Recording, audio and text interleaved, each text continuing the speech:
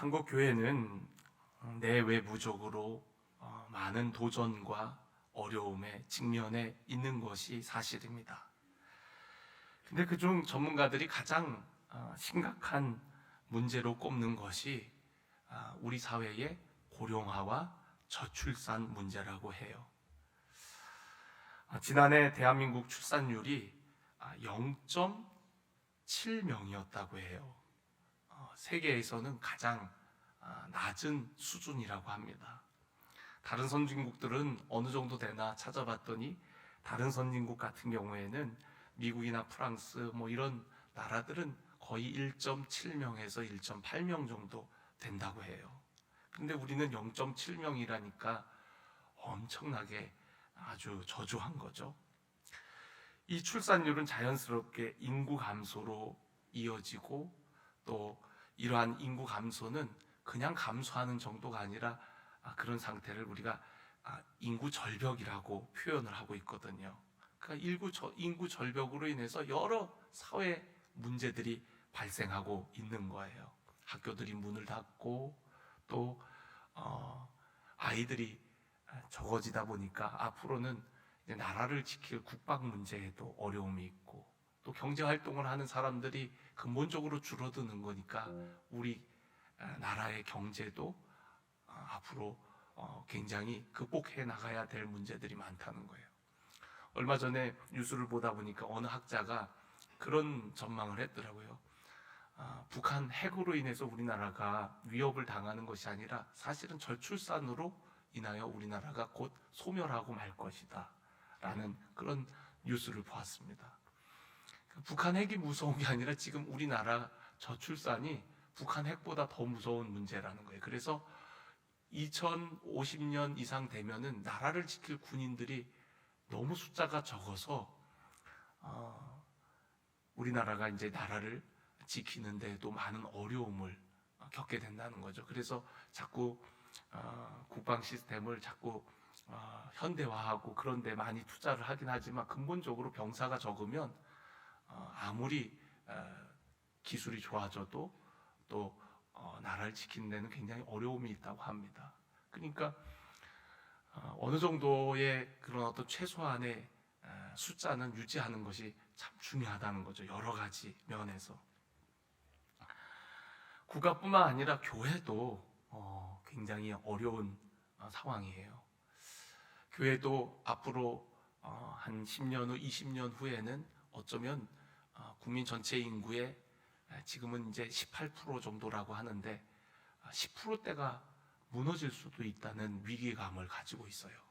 그러니까 우리 인구 전체의 두 자릿수가 아니라 이제는 한 자릿수로 기독교 인구가 급감할 수도 있는 상황이다 하면서 다음 세대에 대한 중요성들을 너도 나도 이야기하는 그런 상황들입니다.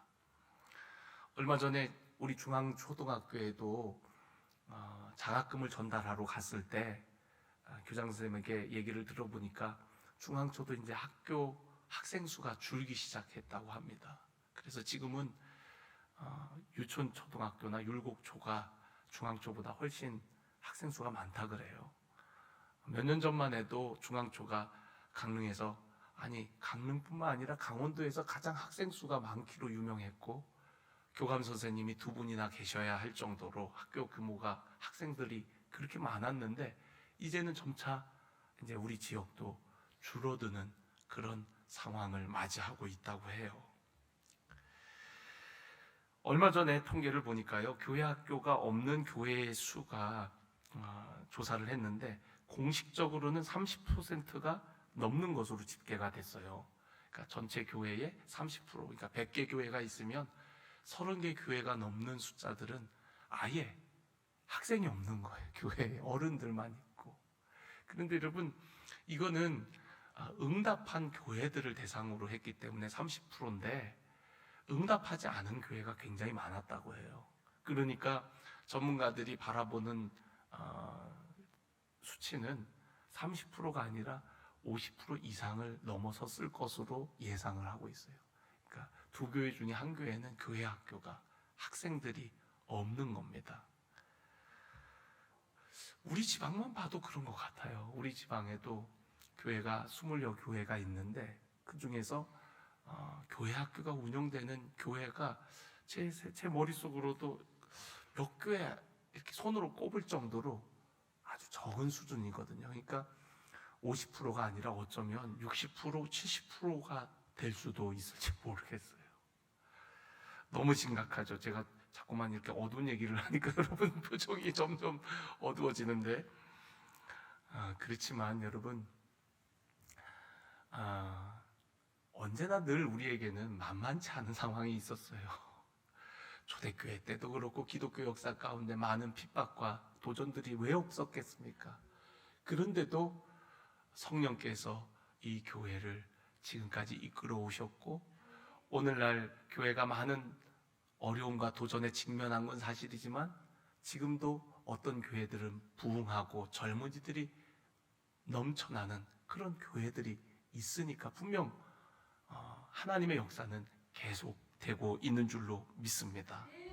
코로나를 거치면서 이러한 상황들은 더 심각한 위기를 맞이하게 되었어요. 그렇지만 저는 반대로 코로나가 주는 이점도 많았다고 생각합니다.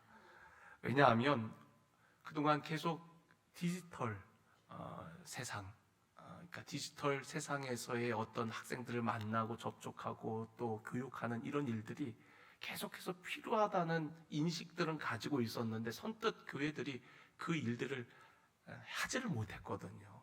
어떻게 해야 될지도 모르겠고 또 그러기 위해서는 또 여러 재정도 투입돼야 되고 또 안 해보던 걸 하려고 하니까 귀찮기도 하고 뭐 여러 가지 상황들이 있었는데 코로나가 우리로 하여금 어거지로 그런 일들을 하도록 이끌었던 거거든요. 그래서 우리가 만나서 교육하는 것뿐만 아니라 온라인을 통해서 여러 매체들을 통하여서 미디어를 통해서 다양한 매체들을 통해서 이제는 기독교 교육이 이루어지고 있는 거예요.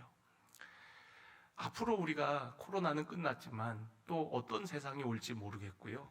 그래서 우리가 이런 온라인이 됐던 오프라인이 됐던 어떤 경로를 통해서든 우리의 신앙을 우리의 자녀들에게 전수하는 그러한 면에 있어서는 매체를 상관하지 말고 다 모든 방법들을 동원해서 활용해야 될 줄로 믿습니다.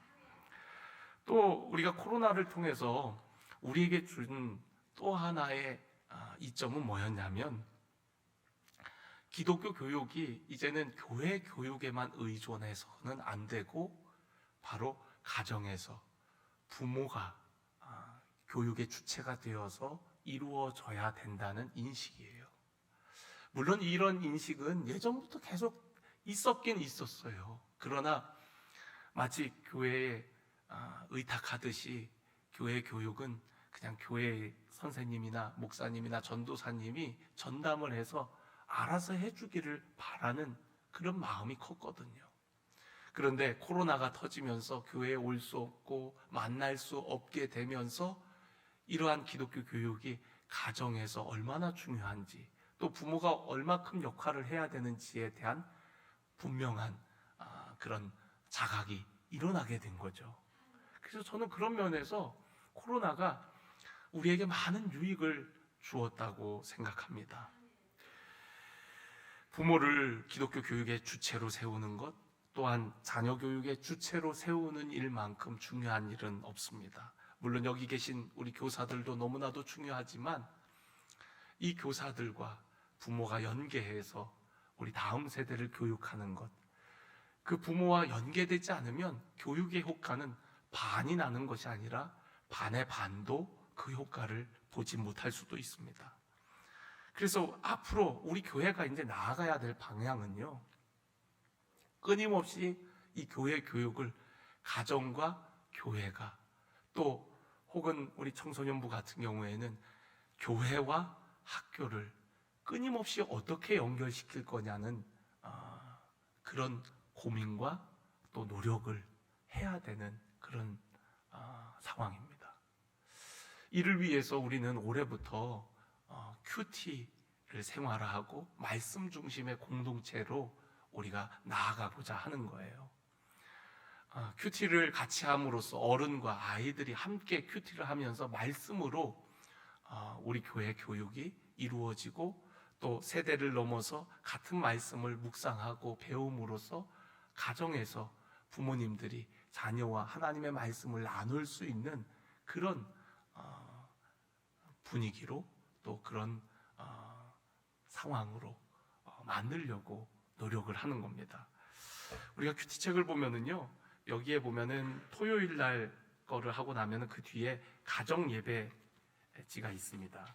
그래서 자녀와 함께하는 가정 예배해서 가정 예배를 드릴 수 있도록 나와 있고, 여기 QR 코드가 있는데 QR 코드를 찍으면은 또 지침서하고 또 이것을 활용하는 법들을 인터넷에서 볼 수가 있어요. 지금 아동부도 예수님이 좋아요 큐티를 하고 있고, 또 우리 청소년부도 또 청년들도 이 큐티를 통해서 하나님 말씀을 나누고 있거든요. 어른들과 똑같이. 그렇기 때문에 여러분 일주일에 한 번 여러분들이 속회 모임을 하듯이 여러분 가정에서 이 말씀을 가지고서 함께 은혜를 나누는 겁니다. 그리고 아이들의 이야기도 들어보고 또 나눔을 하면서 서로가 소통이 되어지는 거죠.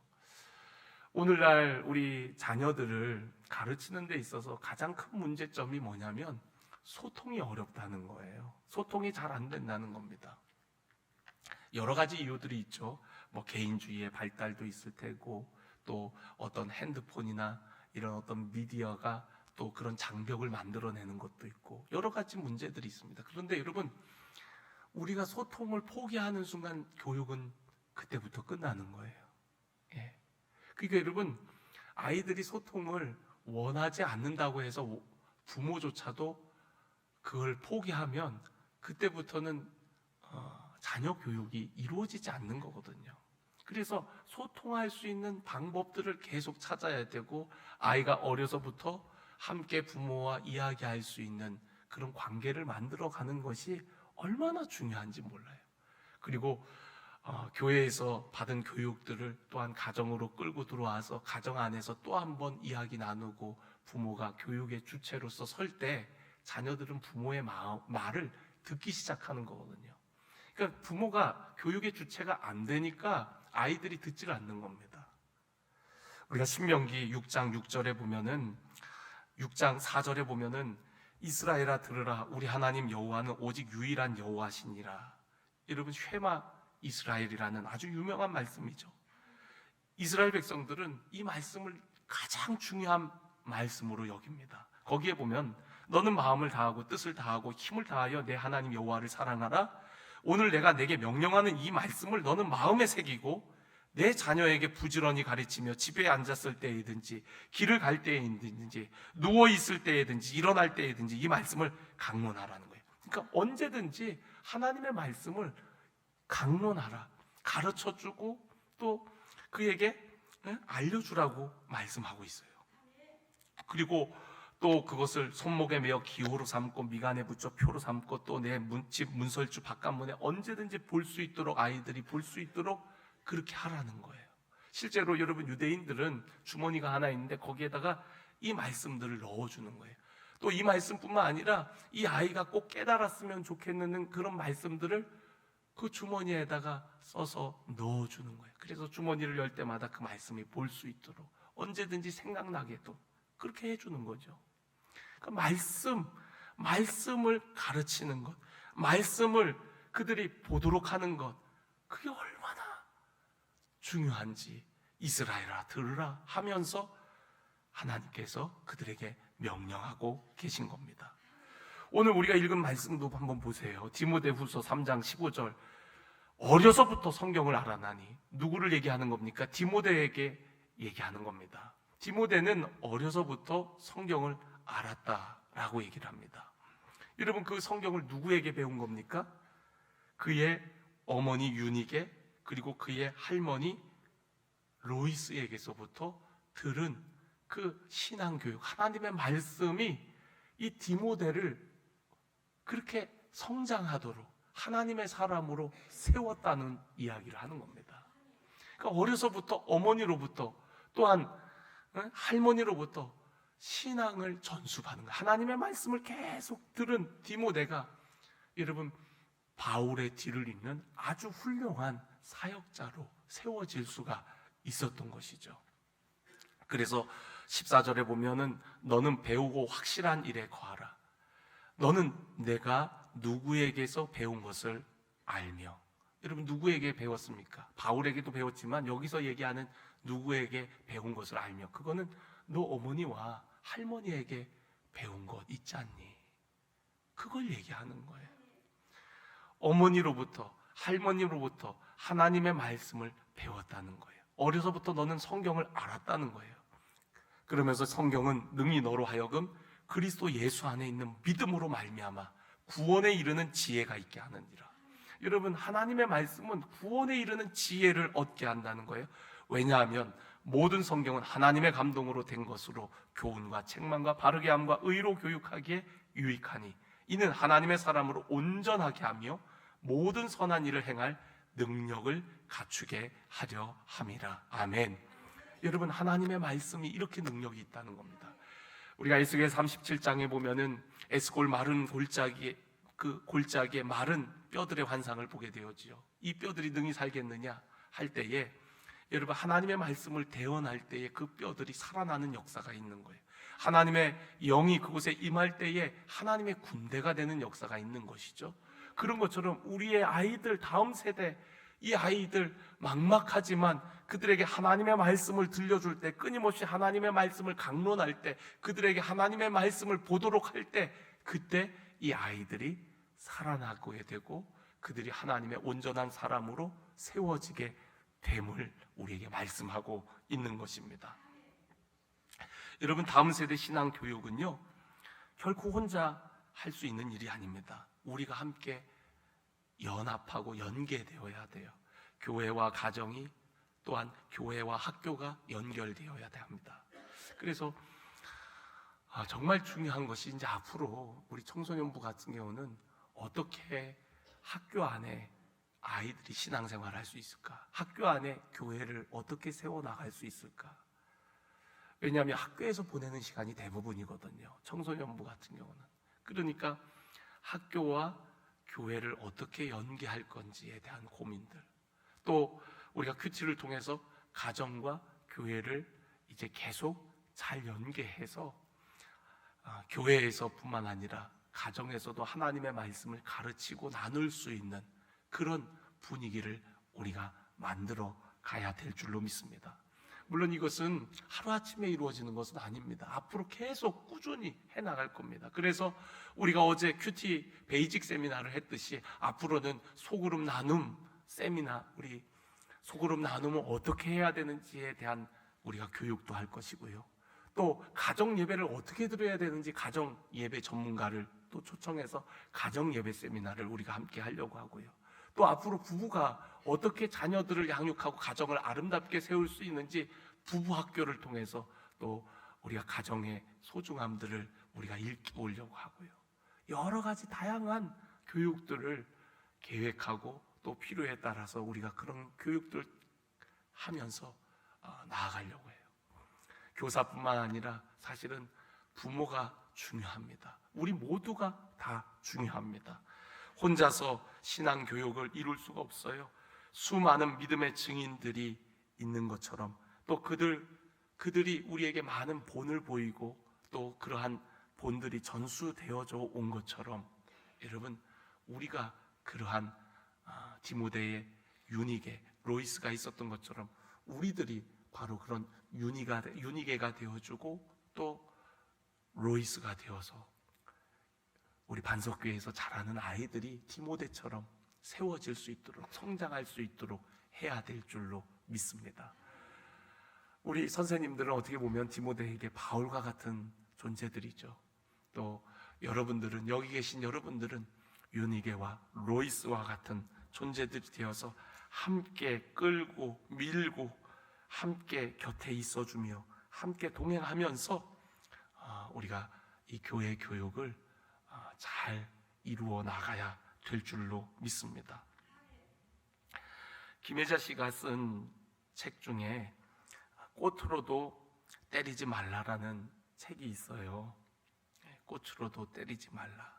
근데 그 책에 보면은 이런 이야기가 있습니다. 한 인도 소녀 수미트라라는 아이가 쓴 글이 기록이 되어 있고, 또 그 글을 인용해서 김혜자 씨가 또 이야기를 한 내용이 담겨져 있어요. 꽃으로도 때리지 말라는 것은 어린 아이들을 향해서 하는 말이거든요. 거기에 보면은 이 아이가, 수미트라라는 아이가, 만약 물이 없는 곳이 있다면 그곳 사람들에게 내가 곧 갈게라고 말할 거야. 그들이 내미는 그릇들을 물로 가득 채워줄 거야 라고 얘기를 합니다. 전 세계 60억 인구라고 했을 때 그 60억 인구 중에 12억 인구는 가난과 가뭄 또 전쟁으로 굉장히 고통 가운데 있는 사람들이라고 해요. 근데 이 수미트라는 아이는 가뭄으로 인해서 굉장히 고통을 당했던 아이인가 봐요. 물이 없는 곳이 있다면 그곳 사람들에게 내가 곧 갈게 라고 말할 거야. 그리고 그들이 내미는 그릇들에 물로 가득 채워줄 거야 라고 고백을 하는 거예요. 그 이야기를 들은 김혜자 씨가 그 아이의 이야기를 인용해서 이렇게 얘기합니다. 만일 내가 비라면 나도 수미트라와 함께 물 없는 곳으로 갈 겁니다. 만일 내가 옷이라면 세상의 헐벗은 아이들에게 먼저 갈 겁니다. 만일 내가 음식이라면 모든 배고픈 이들에게 맨 먼저 갈 겁니다 라고 고백을 하는 거예요. 여러분, 우리가 다음 세대 교육을 많이 얘기하거든요. 다음 세대의 중요성을 우리는 다 자각은 하고 있어요. 그런데 여러분, 누군가가 그런 얘기를 했죠. 가장 먼 거리는 머리에서부터 가슴이라는 얘기. 우리 다 알고 있어요. 중요해. 그런데 여러분, 우리가 가슴으로 내려오는 것이 어려운 거고요. 또 그 가슴이 또 행동으로 옮겨지는 것이 참 어려운 일인 것 같아요. 저는 여러분들이 함께 해주기를 바랍니다. 아까 우리 교사들의 소개를 들으셨지만 여러분, 다른 것이 필요한 것이 아닙니다. 함께 해주는 누군가가 필요한 거거든요. 함께 서 있어 주는 것. 큰 도움이 안 되는 것 같아도 함께 해주는 거예요. 아이들의 울타리가 되어주고 또 든든한 버팀목이 되어주고 내가 여기 있다고 해주는 것, 그게 바로 우리들이 해야 될 일들이거든요. 누군가에게 무엇이 필요하다면 우리가 그렇게 다가가는 게 맞는 거 아닙니까? 우리 다음 세대 교육에 필요한 것들이 많습니다. 그러나 제일 중요한 것은 사람이에요. 선생님들이 부족합니다. 여러분, 함께 헌신해 주시고 함께 동역해 주시고 또 매주마다 교사로 함께 헌신하지 못할지라도 여러분 1층에서 지하로 한번 내려가 봐주고 또 아이들이 예배드리는 그 시간에 좀 더 일찍 와서 한 번 더 가서 관심 가져주는 것, 어려운 일 아니지만 그동안 잘 못했던 일들, 그것이 우리가 해야 될 일들인 줄로 믿습니다. 우리들에게 가장 필요한 것은 죄의 문제를 해결하는 것이었어요. 그래서 우리 주님께서는 우리의 죄를 해결하시기 위해서 우리와 같은 모습으로 이 땅에 오셨습니다. 우리와 같은 모습으로 오셨을 뿐만 아니라 우리의 죄를 위해서 하나님의 어린 양이 되셔서 우리를 위해 십자가에 죽으셨어요. 우리와 같이 되신 것을 우리는 성육신이라고 얘기합니다. 요한복음 1장 14절에 보면 말씀이 육신이 되어 우리 가운데 거하심에 아버지의 영광이라고 말씀하고 있어요. 여러분, 말씀이 육신이 되어 우리 가운데 거하셨다는 거예요. 그래서 말씀은 곧 하나님이라는 겁니다. 그러니까 말씀을 가르쳐 주는 것이 곧 하나님을 가르쳐 주는 것이고, 말씀이 그들 안에 들어갈 때 하나님이 곧 그들 안에 들어가는 것이거든요. 우리가 아이들에게 해줄 수 있는 가장 귀한 것은 바로 하나님의 말씀을 전해주는 겁니다.